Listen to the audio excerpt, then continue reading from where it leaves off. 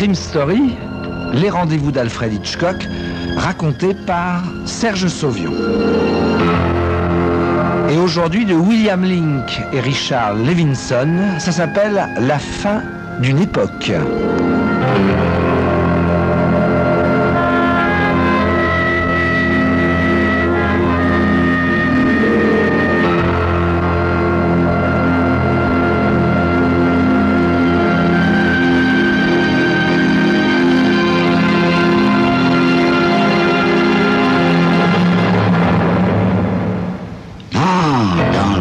Supplice, ça vaut bien une séance chez le dentiste, se dit Thomas Fletcher. Si seulement il pouvait se boucher les oreilles, mais c'est impossible évidemment. Alors, il se résigne à les écouter parler de lui, rendre hypocritement hommage à ses 25 années passées dans la maison. Il sourit, hoche la tête, essaie de prendre un air à la fois timide et reconnaissant. Pour se consoler, il se dit que ça ne va pas durer longtemps. Il se dit surtout que dans moins de 48 heures, tous ces gens apprécieraient cette petite réunion d'une toute autre façon.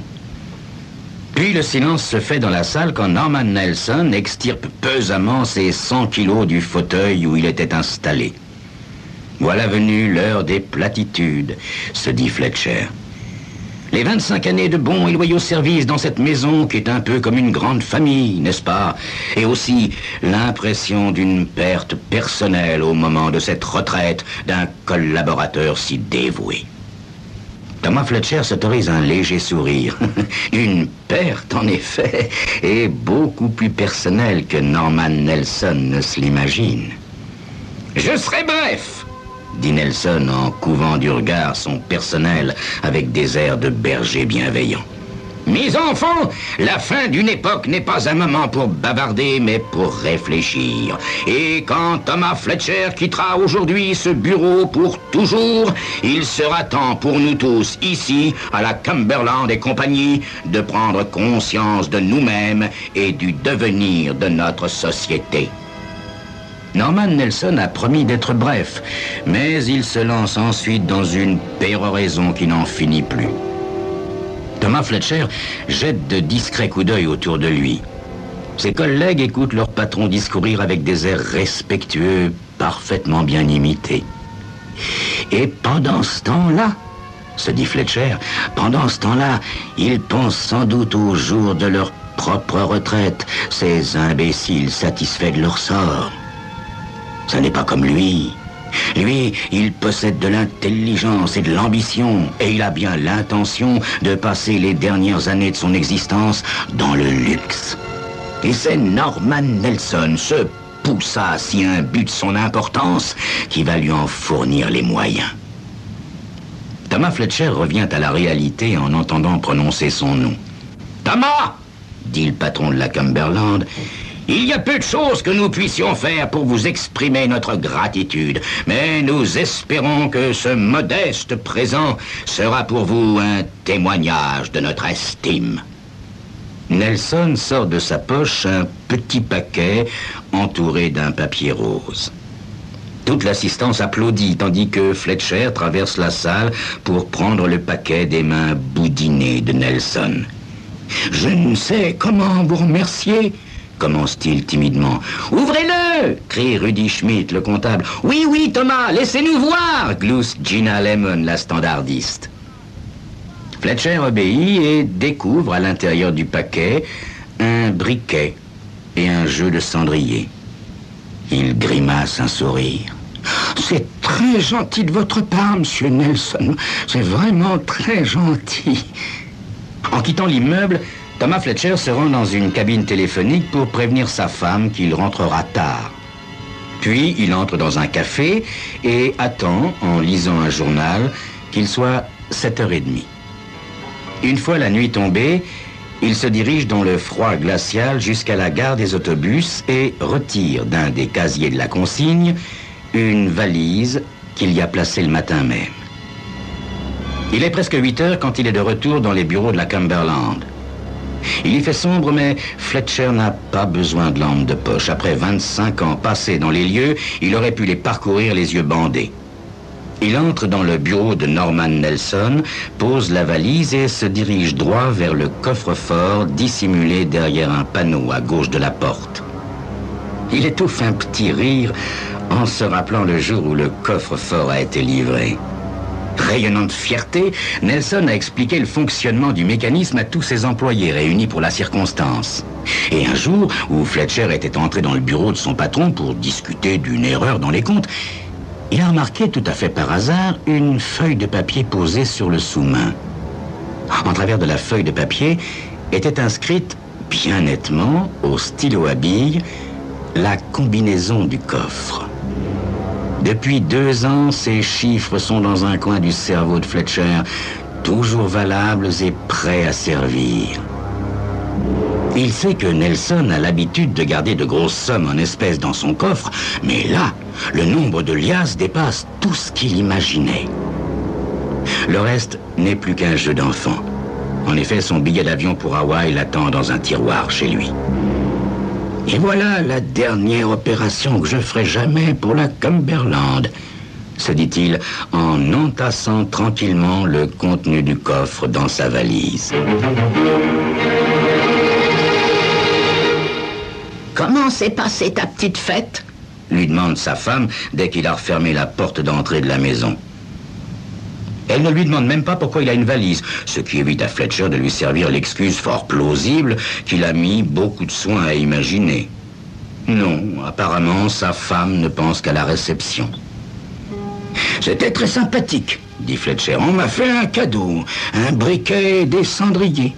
Oh, comme c'est gentil. Où sont-ils? Dans la poche de mon pardessus. Tu peux aller les prendre si tu veux. Pendant que sa femme s'extasie sur ce cadeau pourtant bien modeste, Thomas Fletcher monte la valise dans leur chambre et contemple longuement l'argent en essayant d'imaginer ce qui se passera le lundi matin. Nelson aura le choc de sa vie. Au début, il refusera probablement même d'en croire ses yeux. Non, pas Thomas Fletcher, si honnête, si dévoué. Comment a-t-il pu faire une chose pareille et au bout de 25 ans de maison? Fletcher ne met dans sa valise que le strict nécessaire. Le reste, il l'achètera sur place. Puis, il prend le billet d'avion dans le tiroir et téléphone à l'aéroport. Le vol 106 à destination d'Hawaï est-il toujours prévu? À 11h. Merci beaucoup. Il referme la valise et descend dîner. Le repas ressemble à des milliers d'autres repas qu'ils ont pris ensemble. La femme de Thomas bavarde sans trêve et lui l'écoute distraitement. Elle est en train de lui dire qu'à présent, ils pourront enfin jouir de leur loisir. Tu sais, Thomas, maintenant, on va pouvoir faire un peu de tourisme, hein? Visiter le pays. Tu as toujours eu envie de voyager. On pourrait peut-être même commencer par aller chez ma sœur, à Cleveland. Après, on continuerait tranquillement, sans se presser. Après tout, nous vieillissons. Elle vieillit, pense Fletcher. Elle, pas moi. Mais non, lui, il se sent dans la force de l'âge, plein de vitalité, de projet. Un instant, il est désolé pour sa femme qui passerait le restant de sa vie dans cette maison sans rien voir, sans rien connaître d'autre. Comment réagira-t-elle en découvrant la trahison de son mari après 30 ans de vie commune? Ouf, sans doute avec son habituelle passivité. Après le dîner, elle va à la cuisine faire la vaisselle. Sans bruit, Thomas monte dans la chambre à coucher, met le billet d'avion dans sa poche et saisit la valise. Puis, il descend l'escalier, pose la valise près de la porte et entre d'un air détaché dans la cuisine. « Je vais faire un petit tour en voiture. »« Très bien, chérie, » répond sa femme sans lever la tête de son évier. « Rapporte le journal en revenant, tu veux bien ?»« Mais naturellement. » Thomas Fletcher jette un dernier coup d'œil à sa femme, à cette maigre silhouette aux cheveux gris en tire-bouchon, et se dit que, non, en fin de compte, elle ne lui manquera pas du tout.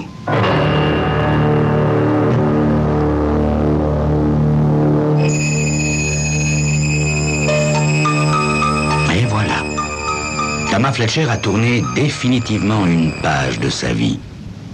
Mais à quoi ressemblera sa nouvelle existence? C'est ce que vous saurez dans quelques instants. Et on est à passer.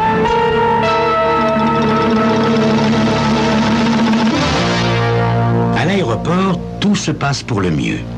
Thomas Fletcher laisse sa voiture au parking, les clés sur le contact. Oh, simple bonté de sa part. Ainsi, sa femme n'aura pas à la faire remorquer.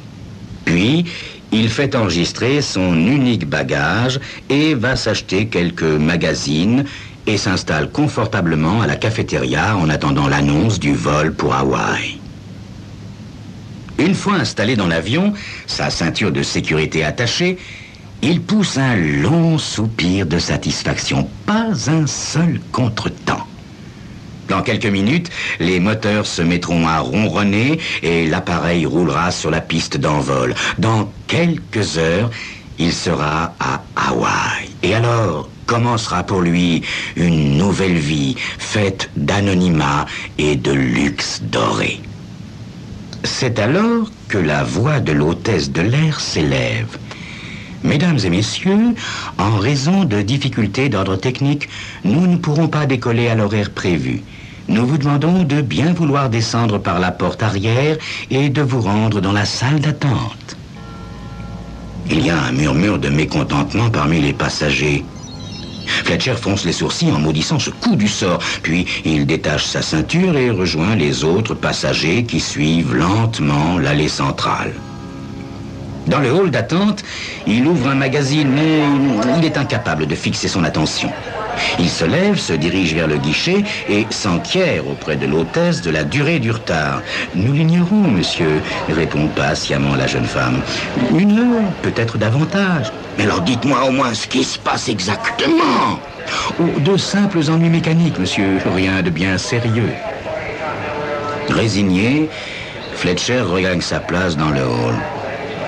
Il vient de s'asseoir quand il voit arriver 4 officiers de police qui se dirigent vers l'un des guichets. Il y a une brève discussion, puis les 4 hommes franchissent les portes en direction de l'avion en partance pour Hawaï. Fletcher a bien envie de prendre ses vieilles jambes à son cou, mais ce serait idiot, se dit-il aussitôt. La police ne peut pas le rechercher, lui, enfin pas déjà. Personne n'entrera dans les bureaux de la Cumberland avant lundi matin. À ce moment-là, oui, bien sûr, la police aura des raisons de s'intéresser à lui, mais pas maintenant. Une demi-heure passe. Fletcher se sent de plus en plus nerveux. L'hôtesse qu'il a renseignée quelques minutes plus tôt a disparu. Elle a cédé sa place à l'une de ses collègues, beaucoup plus jeune, 20 ans tout au plus. Fletcher se dit qu'en l'intimidant un peu, il pourrait certainement lui soutirer quelques renseignements. Il s'avance vers elle d'une démarche assurée, la mâchoire serrée. « Écoutez, dit-il d'une voix irritée, nous attendons ici depuis 35 minutes, alors dites-moi, je vous prie, ce qui empêche le départ du vol 106. » « Mais, monsieur, de simples ennuis... » « Je n'en crois rien !» coupe sèchement Fletcher. « Il y a sûrement autre chose et j'exige de savoir ce dont il s'agit. Ou dois-je m'adresser à votre supérieur ?»« Mais, monsieur... » commence timidement la jeune fille. « Il n'y a pas de mais qui tienne, mademoiselle. 4 officiers de police sont arrivés ici. Pourquoi, hein? Les passagers ont le droit d'être informés. » À mesure qu'il parle, Fletcher élève la voix et la jeune fille semble de plus en plus mal à l'aise. Plusieurs têtes se tournent vers eux. La jeune hôtesse se penche vers Fletcher, par-dessus son guichet, avec des mines de conspiratrice. Si je vous le dis, monsieur, me promettez-vous de ne pas le répéter aux autres passagers? Je vous le promets, ne vous inquiétez pas. Alors voilà, monsieur, nous venons de recevoir un coup de téléphone bizarre. Vous savez, ça arrive de temps en temps. Il paraît qu'il y a une bombe dans l'avion. Hein? Une bombe? Oh, ce n'est sûrement pas vrai, mais nous devons toujours vérifier, vous comprenez? Dès que tout sera fini, l'avion pourra décoller. Fletcher a du mal à dissimuler son soulagement. Une bombe? Probablement encore un coup de téléphone anonyme, se dit-il. C'est fou ce qu'il peut y avoir comme détraqué de par le monde. Je vous remercie, dit-il courtoisement à l'hôtesse. Soyez assurée, mademoiselle, que je n'en parlerai à personne. À votre avis, combien de temps devrons-nous attendre encore? Oh, pas plus de 10 minutes ou un quart d'heure, je pense. La police est en train de fouiller les bagages. Fletcher ouvre des yeux ahuris. Comment ça? Elle fouille les bagages? Oui, monsieur, mais c'est une simple précaution. Fletcher sent son cœur battre de façon anormale. Ça, c'est beaucoup plus ennuyeux. Il se détourne en chancelant au moment où un policier s'avance vers lui. Et ce policier tient une valise à la main. La valise de Fletcher.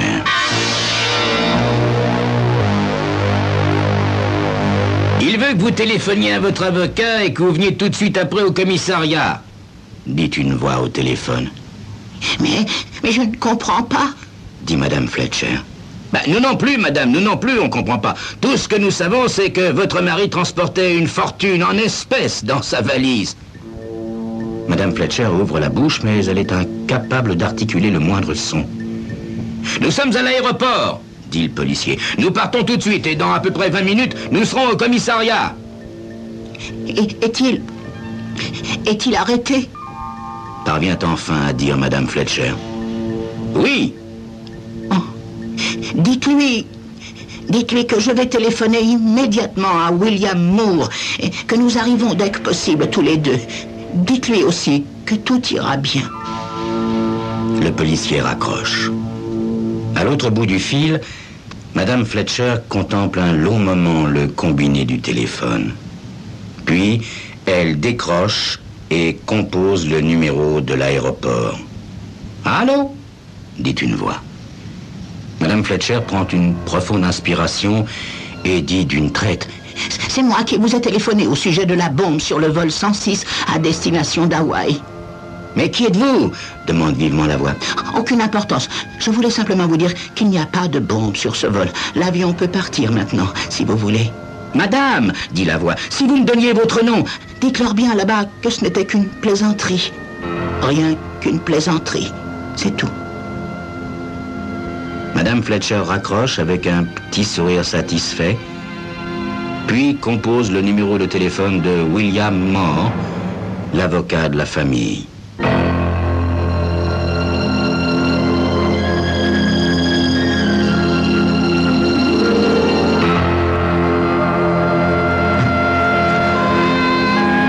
C'était Crime Story, les rendez-vous d'Alfred Hitchcock racontés par Serge Sauvion. Et aujourd'hui donc, la fin d'une époque de Richard Levinson et William Lincoln.